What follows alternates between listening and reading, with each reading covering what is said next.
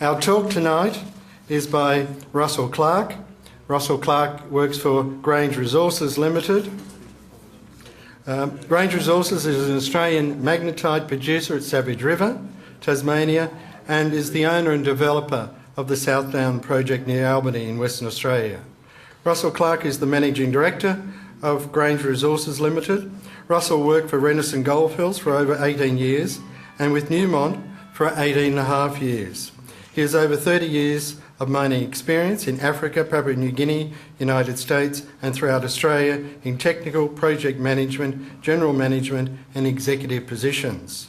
Russell holds a mining engineering degree from the Royal School of Mines in the UK and a graduate diploma from the Securities Institute of Australia. He's also a member of the Australasian Institute of Mining and Metallurgy. So I'd now like to welcome Russell Clark, so please put your hands together to welcome him.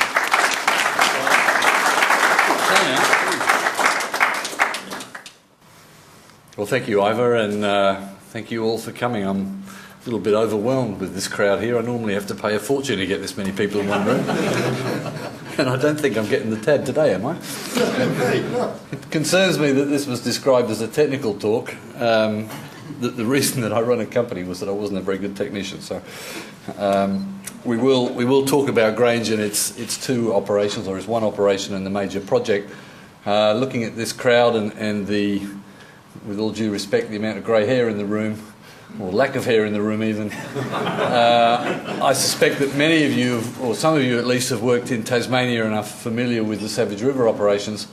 I know Gavin Showers, I saw earlier on, he and I worked there some 25 years ago, and I remember Savage River being that bloody horrible mine down the road that was polluting everything.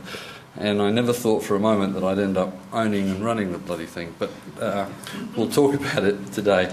So what I'd like to do is just walk you through, it's an investor presentation, but we'll talk about some of the sort of technical aspects. Perhaps with the crowd that we've got, we might leave questions to the end. I suggested we might take them as we go, but we could be here all night if we do that. So let's wait until the end, but I'm more than happy to take any questions that you've got at the end, regardless of how hard they are. If they're too hard, I'll let you know. So, Grange is Australia's leading magnetite producer. So we hear a little bit about magnetite developers. A lot of people don't realise that there are a number of producers. There are actually two in Tasmania. One produces around 200,000 tonnes a year. It's very, very small. We produce between 2 and 2.4 million tonnes. And then One Steel also produce magnetite for their own use in their steel works. And it tends to come as a surprise to people. They go, oh, shit, I didn't know there was a magnetite producer. And in fact, one analyst in Hong Kong said to me one time, he said, I didn't know they had iron in Tasmania. He said, I thought they only had metal mines. And as a technical group, you'd appreciate that iron is in fact a metal. We're an ASX 300 listed company. We have a very strong balance sheet. We have no net debt. We've got a large producing mine. Savage River is a large operation, and a much larger magnetite project here in West Australia called the Southdown project near Albany.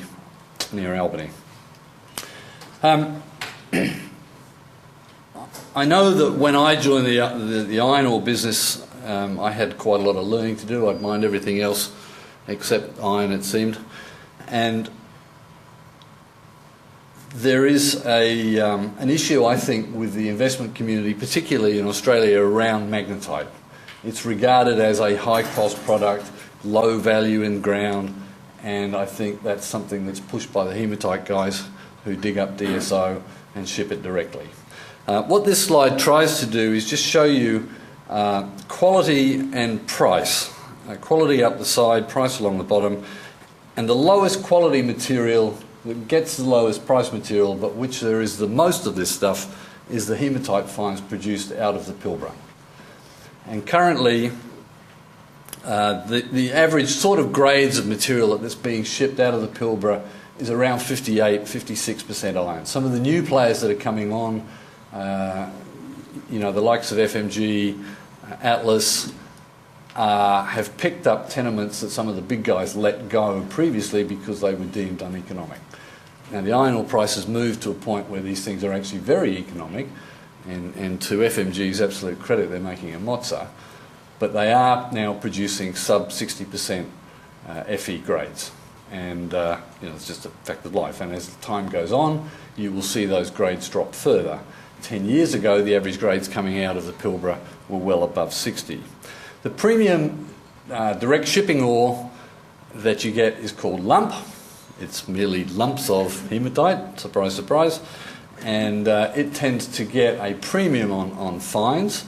It can be fed directly into a blast furnace, so it doesn't need to go through a sintering phase. It therefore saves some money and therefore attracts a premium.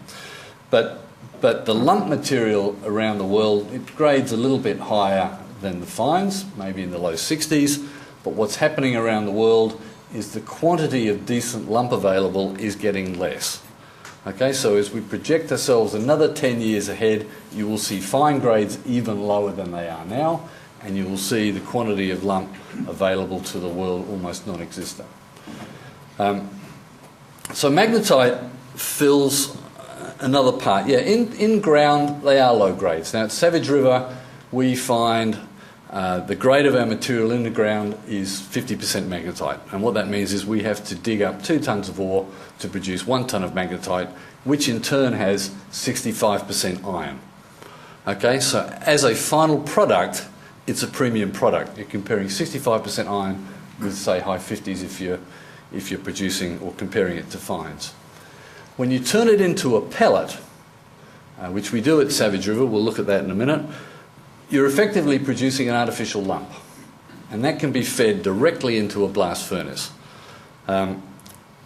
In a blast furnace, when you're using magnetite, there is an exothermic reaction happens, so the magnetite actually contributes energy to the blast furnace, whereas hematite is an endothermic reaction that actually requires energy. So treating magnetite is actually a cheaper deal than it is for treating hematite. So you do have to process the magnetite to get to a point where it's a pellet. You have to crush it, you have to grind it, you have to magnetically separate it, we have to pump it, we then pelletize it, and then finally we stick it on the ship. So there's quite a few processes involved, whereas hematite direct shipping, you crush it, you screen it, you load it, and you're done.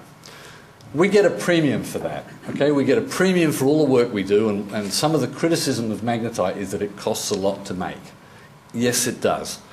But as I'll show you a bit later on, we get a premium for that, and in this slide you can see if people are getting $150 for their fines at 58%, we're getting in excess of $200 for the pellets that we produce, and that's an FOB price out of Tasmania. So magnetite, in my view, is the premium iron ore. It's a view that's not shared by the broader investment community, I'd have to say, but I continue to talk to groups like this to convince them of that. Just a little bit about the company. When I joined the company about 3.5 years ago, Grange was a small junior iron ore company. It had a very large project there in Albany. At the beginning of 2009, we merged with the then privately owned Savage River mine, which was owned by a large Chinese steel mill and a couple of its associates. So when you look at our shareholding here, that big blue patch is owned by a company called Shigang. Shigang is China's largest private steel maker. It's not a state-owned company. It's not an SOE. And to give you a sense of scale of this place, I have a small boat. I go out through Fremantle sometimes. I think the wharfage at Fremantle is probably, 3 kilometres, maybe 4. Shigang has 10 to itself. Last year they built the biggest blast furnace on the planet, 5,000 cubic metres. And the other claim to fame is, I learned the other day, that they produce about 30 million tonnes of steel a year, but they actually have the largest steel mill on the planet in one place, situated about 2 hours drive out of Shanghai. There are a couple of other Chinese shareholders who are basically Chinese traders. They're associated with Shigang, and then we have about 34% free float. Of the 34%, 10% of that is held with institutions. Just over 1 billion shares on issue. Share price today is 45 cents, giving us a market cap of just over $500 million. We've got $200 million in the bank. We, like many other resource stocks, have been clobbered during this market uncertainty.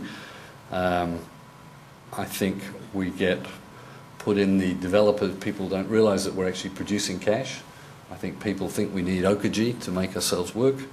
I think people don't like some big Chinese shareholders. There's a whole bunch of things that contribute to that.